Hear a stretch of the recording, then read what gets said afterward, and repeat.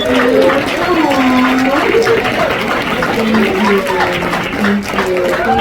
much. I'm so excited to chat with you about portraying Inez and about this beautiful, beautiful film. So the first thing I have to ask you is, what made you decide that this was a project that you needed to take on when you first got this? Oh man, when I read the script, I was like, first of all, she's from Harlem. Hold on. She from Harlem, I need a piece, you know? But once I got through that part and really dived into the script, I seen like so many of the women in my life. I seen my own mom, you know? So I was like, I need to be a part of this. And I also feel like this was like my moment to show people that like, I can do serious roles, you know? So I feel like it was for me for so many reasons. And I connected with the role, and I really, really wanted to be a part of it. And I was interested to know more about her. So I knew if I got the role and I get to know more about her and get to understand the layers that Inez has. Yeah. Now the film moves from 1994 to 2005, which is an expansive time. And for me, what was so powerful is you can see Inez when she comes out of Rikers, she's very vibrant. Yeah. She's very about herself, Yeah. but she kind of retreats into herself over those years because of the stress of life, because of raising her baby. So for you, I'm sure you didn't shoot this in order. What was that like for you to sort of meet her at different parts of her life? Yes, that was hard because we did not shoot in order. So one day I'm like older, next day I'm younger, and they got crazy with that wig, and they had to take off the wig. And then I had a 6-year-old, and I had a 13-year-old, and I had a 17-year-old talking back to me like it was crazy. I said, oh, this is a lot. But I think that the part that made it easy was creating her layers and creating her different colors. So when it was time to do something, it's like, okay, cool, we are in 2001, but right now in this scene, Inez is going to be green. So we color coordinated her her emotions. So if like love was pink, or you know, sadness was blue, or you know, we literally color coordinated her different emotions. So now we just go by a color. So we just kind of like created this rainbow scale. And it was like, okay, cool, today for this scene, she'll be pink and blue. And at this very moment right here, she go like the oodles and noodles scene. How we're from lying how we're from from laughing to crying, or crying to laughing, like color coordinating that, okay? We're gonna be pink and we're gonna be blue, and then we're gonna like ombre it. And we're gonna, you get what I'm saying? So it was easy because I'm such a visual person, so I was like, it was easier for me to do it that way. Now you're a Harlemite, just like Eddie Rockwell, our director. Can you talk about the collaboration between both of you as a Black woman from Harlem in trying to recreate these spaces that don't exist anymore in Harlem, and what that was like and how you vibed off of each other? It was so much fun because I mean, going back and seeing how it is now is completely different from the coming of age era. So to team up with somebody and be like, yeah, we gotta get the nacho cheese seeds, we gotta get the sour powers, like it was fun to recreate that. So that was fun. And I think that that's the part that really didn't change. I mean, the delis look a lot different, but it still felt good to just go to the corner, and get a sandwich and, do your thing. So it was dope collaborating with it. It just felt like it was just memories, It was a cool experience. And also to see it, because a lot of stuff was VFX too, So I didn't see a lot of the stuff until the actual movie came out. But shout out to props, everybody had props, everybody and locations, because the stuff that was set up from scratch, they did a big one. I mean, all the way down to the trash, baby. I said, wait, what? Y'all got snow, and y'all got, like, they made the snow dirty. It was just like, everything was just great. And that's why I always thank the village, and why I just love everybody involved, because I feel like me in front of the camera, the cast in front of the camera, to me personally is the smallest part. It definitely takes a village to make magical moments, and I think it's everybody that was also behind, whether it was pre, during, or post-production. And I just want to really give the flowers to, because without them, Inez in front of that screen, you wouldn't be able to really see this. And New York really being like a third main character was really important. So it was important that everybody involved get their flowers. So I want to talk about the bond that you created with your three Terrys. You had Aaron, you had Aiden, and Josiah, who played your sons across the years. Yeah. And you were only a few months postpartum when you took this role on. Yes. Can you talk about that? And I know you have baby girls, so you don't have boys, so what was that difference? Oh my God, well my girls is rough. They're rough, okay? They definitely put me to work. But yeah, it was a big difference because my daughters are 7 and 3, and I had to deal with like a preteen, a teenager, and the 6-year-old was a little bit easier because I had a 6-year-old at the time. I definitely think that dealing with the older boys, I had to call my mom and give her a few apologies because I was like, oh, is this what it's going to be? Was I talking back like this? Was I doing this? Like, you know what, Mom? I'm really, really, really, really sorry because I know it's a few times you wanted to pop me across my head because I was even looking on stuff like, did this boy Jay? You know, we full blown in the scene. This ain't even in real life. And I'm like, you know, so it was fun. It was a fun experience, but it was also like a little bit of like preparation to know, you know, what's to come. And when the kids get older, it was a little scary, but it was fun. I think the mommy in me, it was just an automatic like protection. I got in mama mode right away. That part was easy. I'm already like a super like mommy, auntie type woman. Like, so for me, anybody that come in my circle, they always feel like family. Yeah. Now we have to talk about your bond with Will Catlett, who plays Lucky, because that, I think, it was one of the most moving love stories I've ever seen, and it was so hard to watch in so many ways because we've either been there or we know women who've been there. So what was that like in sort of creating that trust and bond that you needed to create with him in order to bring that experience forward? It was great. I mean, you have people that will do movies and still have no sportsmanship, you know? And I think sportsmanship is very, very important rather than everybody just being for themselves. And I think with Will, we really got in and said, okay, cool, like, what we doing? How you feeling? How do we get to this place? Like, he's a real team player and a real team member. It wasn't anybody trying to like outshine anybody. We really had to like get in that pocket and have real discussions and real talks about how we would get there. You know what I'm saying? Like, working with him was really, really dope. Because it was something that he didn't understand, I helped him understand. If it was something I didn't understand, he helped me understand. And we had to keep doing it until we got it. Then that's what it was. So I think how great of a team member that he is and how great his sportsmanship is important, because also in movies, you know, I'll stand in and say my words to you. I won't have a stand-in come and say my words to you. So now you can't really, you know, you can give your all. So even if the camera on me, I'm still like, cause what? You get to be the same, right? You know, and I'm like killing it. I'm like, damn, this take was a little bit better than the one when the camera was on me. You know, but you gotta sell it to one another. And you have people that's like, okay, I did my part. Now you can have a stand-in come in and he's just pretty much talking to himself. That's a part of being a team player and having that sportsmanship, even when that moment is not about you. So even when you guys are opponents, to still be able to lift one another and grab each other's hand and help them up, you know? Yeah. I think for me, what I love most about this film is the specificities. And I think you don't get that if you don't understand Black women. Right. So the colorism, the sort of swoops in your hair, the chunky gold, how much of that was you, how much of that was AV in terms of the way you talked about things, the way that you styled your character?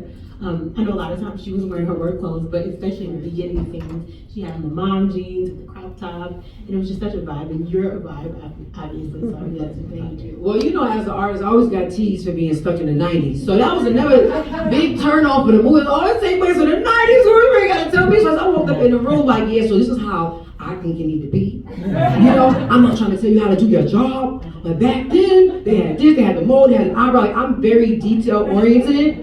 So I didn't go trying to do anybody's job, but I definitely was right there. You know, I was right there. It was a collaborative effort. But I think that's what made it dope. Everybody was like on collaboration vibes, you know, because everybody had their own different stories about New York and Harlem and what the 90s were to them, you know. So I was excited to step into that bag. My mom, for sure, she's like, nah, you gotta do it 5411s, y'all gotta, I said, all right, girl.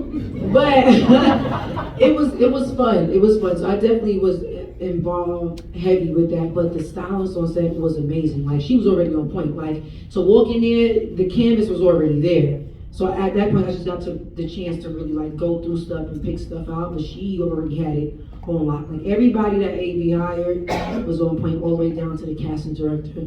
Literally the sweetest. I'm so big on villages. Like I appreciate everybody on that set. Everybody did their big one for sure. Yeah. I have one more question for you before we open it up to the audience.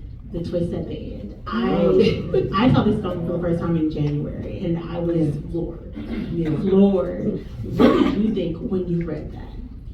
I ain't gonna front because I do read from the outside, and I didn't read it as if it was mine. I was like, well, girl, what happened at the end? Even I think when I shot it, I was like, well, why was she smiling? Because AV was like, well, just smile. I said, what was she smiling for? Because I'm trying to figure out. I want to know what happened. I'm in it. You know? So I was trying to figure it out, and when she broke it down, I don't know how much you want me to tell about that part, but you know, when she broke it down, it made a lot of sense, and just a little piece, I personally feel like it was just finally a moment for Inez to get to be there for Inez. You know what I'm saying? Like, I feel like she, in that, the second to last scene, when she's like, you know, I won because I know you're gonna grow up to be somebody.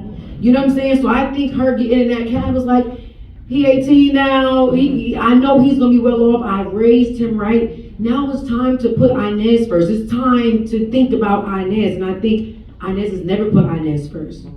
You know, she didn't receive love, so she gave it.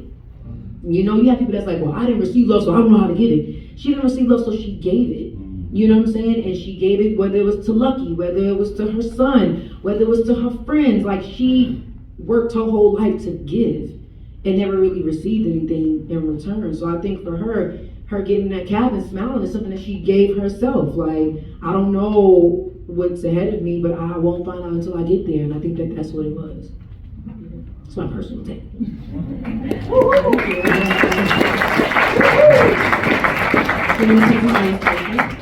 want me to wait for Mike or?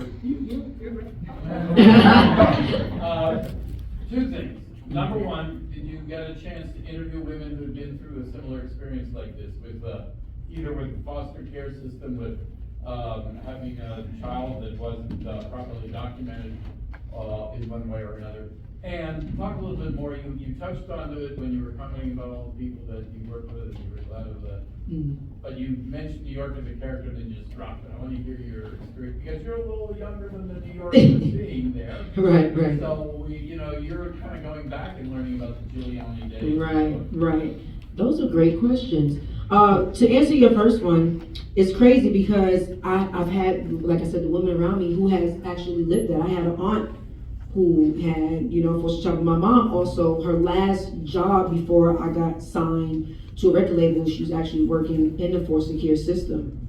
Yeah, so, and it's crazy because she also shared that with me. Of course, like you said, like being younger, you don't all the way understand it. It was almost like a full circle moment because I really had, it wasn't me that lived that, but my universe around me had lived that. You know what I'm saying? So I was able to talk to my aunts and talk to my mom. Like I said, it was also a lot of apologies too. Like, I know I was joking earlier about the kids and stuff, but on a more serious note of just like, figuring it out as a mother, and by any means and by all means, you gonna do what you gotta do to make it happen. So granted, politically it probably wasn't right for her to kidnap the kid.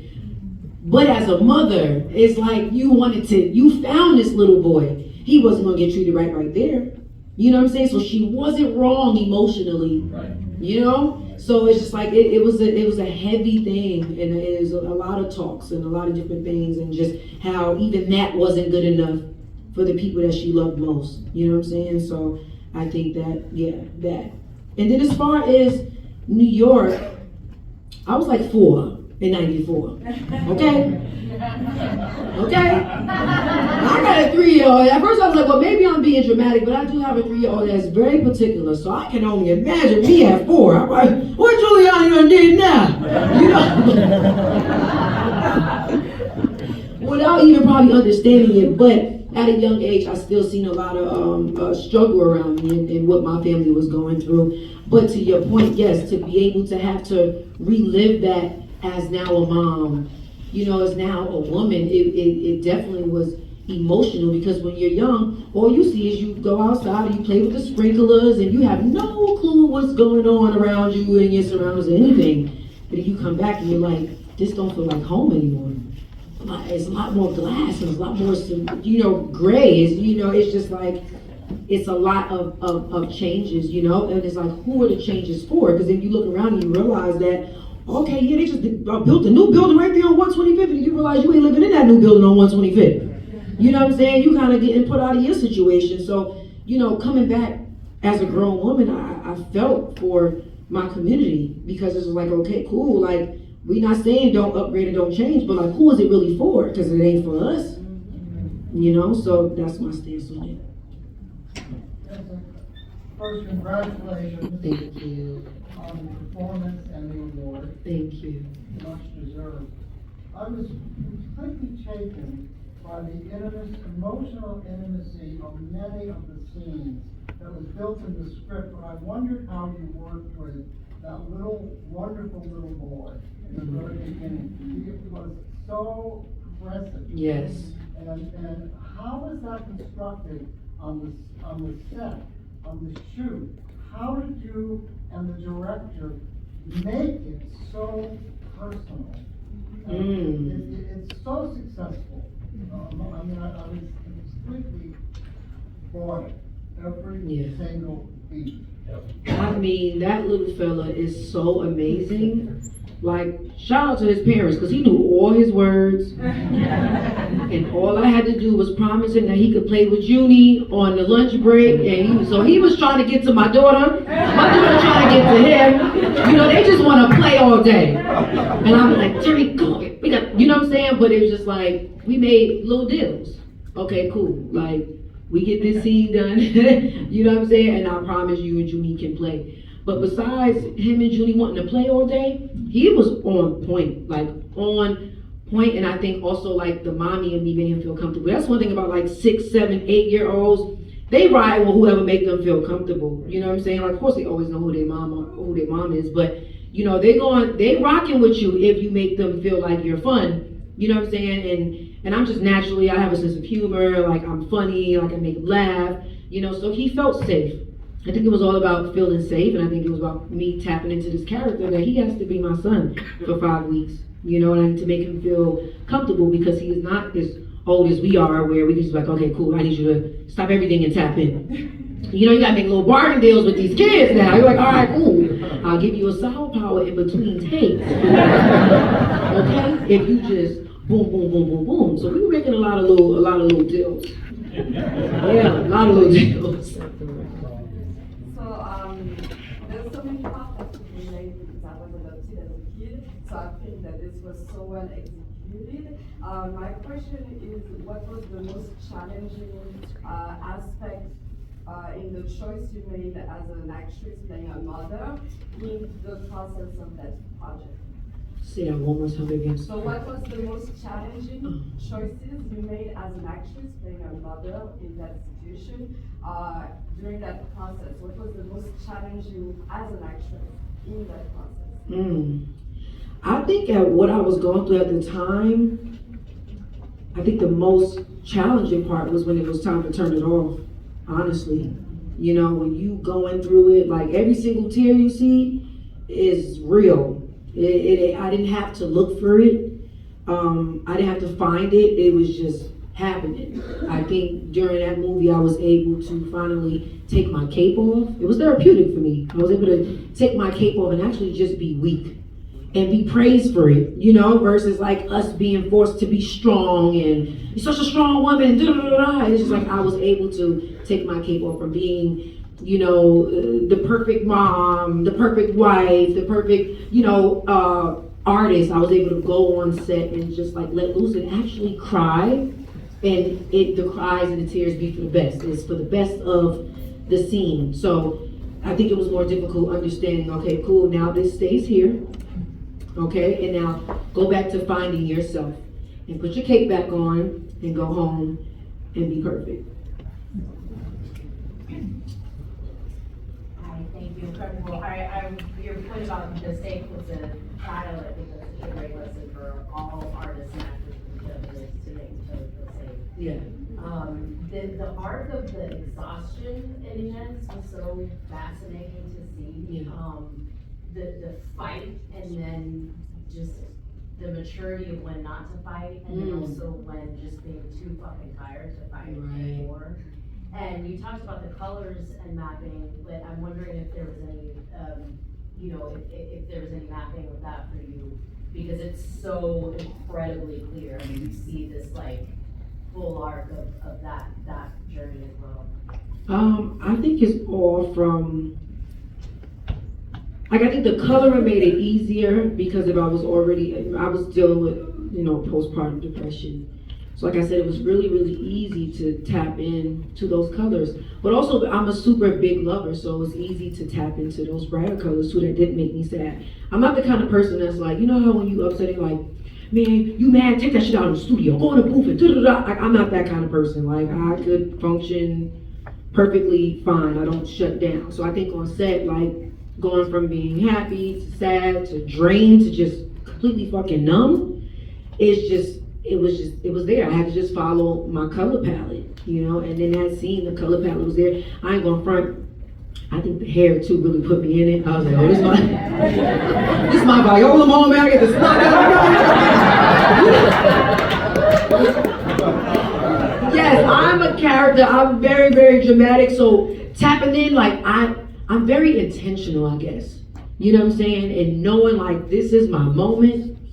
This is going to be seen around the world. I got to sell it. So how we got to go to work every single day, whether it's a 9 to 5, whatever you do, we got to go to work and we got to sell it. We got to sell cars. We got to sell McDonald's. We got to sell pizza. We got to sell it. And I get into full character, and I knew that was like my Viola, Angela Bassett. I was so excited to smoke a little cigarette. I never smoked cigarettes before, but it was so exciting. I always, I just practiced everything. So when I see these shows, are part of me growing up and watching these kind of shows and seeing this, like, that's what I wanted to do. I always loved how Angela Bassett smoked her cigarettes and waited to exhale. Like, she just, exactly, So I study little things like that, and I was like, oh, this is like my moment to, like, take it there and also just cry out loud. Once again, take off that cape and just cry out loud and just have a moment of weakness. The young man in the back of the hat. Oh, I'm sorry, my friend raised his hand for me. Hi, as a young Black woman who's also in the industry, I think there are a lot of times where people can look at you and expect you to be the face of whatever that emotion is, especially, as you said, for the specificities of Black women. So it's a two-parter. The first part is, did you ever at all feel nervous about how much of the hardening or the love that you were expressing of Inez on screen, whether that be the criticism for the Black community or criticism from SAG itself or just actors? And then the second part is, how did you find that balance and ground yourself every day after going through those array of emotions? Damn, girl. Love you, you're amazing. What I'm about to say, I don't know anybody's, religion preferences, is not to make anybody do anything. But for me, it was always the power of prayer. I had to keep my Bible very, very close because I had to understand that some of these scenes, I had to meet the enemy. So I'm like, okay, all right, God, I'm doing this scene. It's just for active purposes only, but I will have to meet the enemy, and I need you to make sure when this scene is over that I come back and I repent, and you know what I'm saying, and you cleanse me from that. You keep me covered, And to me, I feel like that's what God did. He kept me covered the whole time. I don't think I went into it nervous. I think the only part I was nervous about is I just wanted it to be perfect. But I was ready for whatever came with it because it's the story that needs to be told. If I came in here to be scared, then I wouldn't have auditioned 4 or 5 times to get it. I would have just like, okay, great script, beautiful gowns, you can go ahead, you can go ahead and keep it pushing. But it was nothing to be afraid of because the story needed to be heard. And in some way, it was also still a love letter to New York, to know that we see you, we hear you, because it's something that just like went under, we were just kind of accepting all the new changes, and then that's that. So I think, into making New York a third main character was a really nice way of just showing that, that we see you and we hear you. So yeah, it was nothing that really made me nervous besides wanting it to be great and how people would take it. I was a little bit scared of my accent. I'm like, y'all want me to have an accent? I'm like, wait. But other than that, it was cool. But yeah, I asked God to cover me the whole way, and that's what got me through.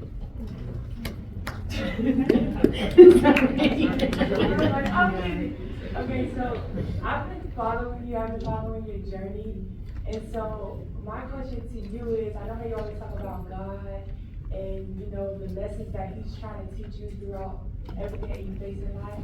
So my question to you is, what do you think God was trying to tell you through Inez? I think He was trying to tell me through Inez that the wait wasn't punishment, it was preparation for what was already written. And yes, because this was thankful.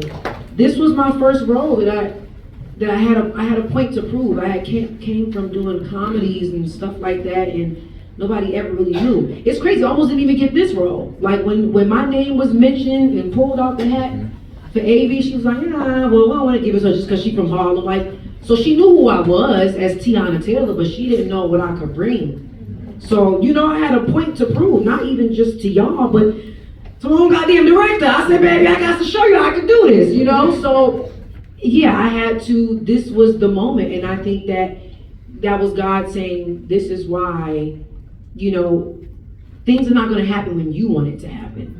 You know what I'm saying? All this already got it written. Even this moment, us being here, you guys showing me love, that was already written. But I had to get through Inez to get here. You know what I'm saying? I had to do my big one to get here. So I think that's what it was for me, It was a very important moment for me. You did a beautiful. Thank you. It's so beautiful to hear that the end of the movie is Inez choosing herself. And as an outsider looking in, it seems like Teyana, the artist, is choosing herself. Amen. It's really beautiful to watch. And it looks like finally you're getting the flowers that you've always deserved. Thank you. Yes. Thank you so much. Thank you.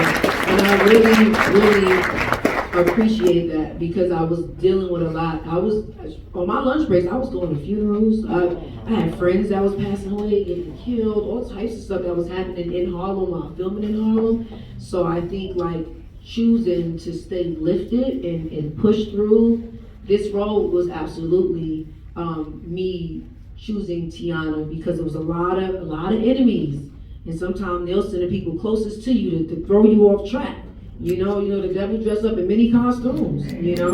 So I had to understand that I was covered and understand that you have people that defeat and you have people that get defeated, and I chose to be the person that defeat versus get defeated.